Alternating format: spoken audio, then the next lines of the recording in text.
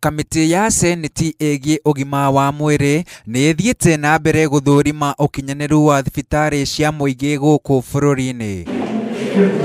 Muthenya wa kana magĩthũrima thibitarĩ cia Timau na Nanyuki County Referrals macakaĩte ikĩro cia thĩ thibitarĩ-inĩ wa Timau, ũndũ ũrĩa ũcũngagĩrĩria arwaru kuoha thabarĩ ndaya nginya kaunti-inĩ ya Laikipia nĩguo gwetha ũtungata wa ũrigitani.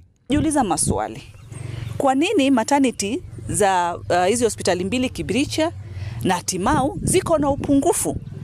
Na inaleta maswali tunajiuliza kwamba ni services zile wanaofa ambazo sasa hazina zile standard, ambapo inabidi wamama wanaenda all the way mpaka Nanyuki kupata ile huduma, na ilhali hapa kuna madaktari na kuna maternity wing na haina watu. Hawana hizo vifaa vya kuwaweka hawa watoto newborn. So kuna changamoto nyingi. Ukiangalia buildings zenyewe zinafaa kuwa ziko condemned, ukiangalia nafasi yenyewe ni ndogo, na kuna new building imejengwa lakini hiyo nafasi hawajaitumia vikamilifu. Kamiti ĩno yugĩte kũrĩ na ũnyihu wa ndawa thibitarĩ-inĩ ĩno, makĩendekithia kwambatĩrio kwa ikĩro cia ũrigitani arĩ hamwe na gwakwo kwa ICU na nyũmba ya gũthĩnjĩra arwaru. It is the priorities they are doing.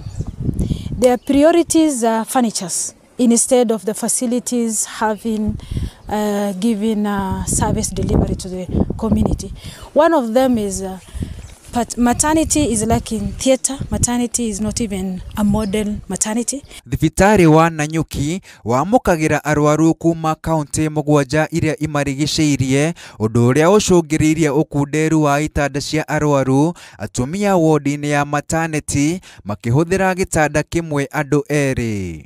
La kuhuzunisha ni kwamba Timau Hospital haina wagonjwa, haina wamama wa kujifungua pale maternity. Maternity iko empty. Vitanda viko tu wazi, hazina watu.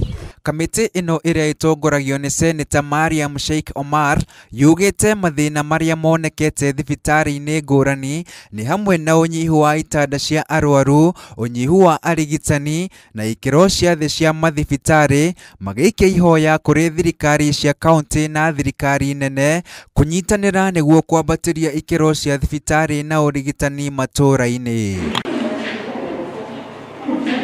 Handũ-inĩ ha Inooro TV, rĩtwa rĩakwa nĩ Karega wa Buthia.